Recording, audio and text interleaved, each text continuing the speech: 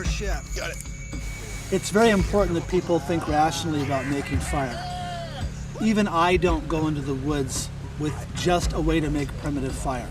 You don't go to a gunfight with a knife. If you think making fire by friction is easy, it is not. Be smart. Bring matches or a lighter. There's a lot of misnomers with primitive fire making skills. They can be very difficult, especially if you go to a damp area.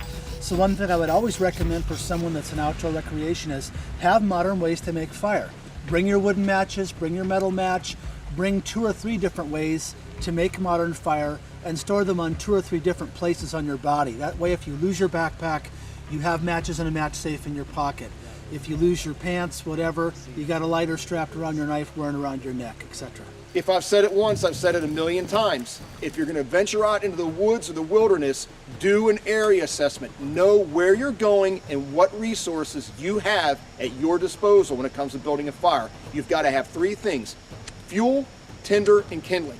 And that could be various things in various locations. If anyone goes into the woods and expects to make a primitive fire, they're pretty much dead people.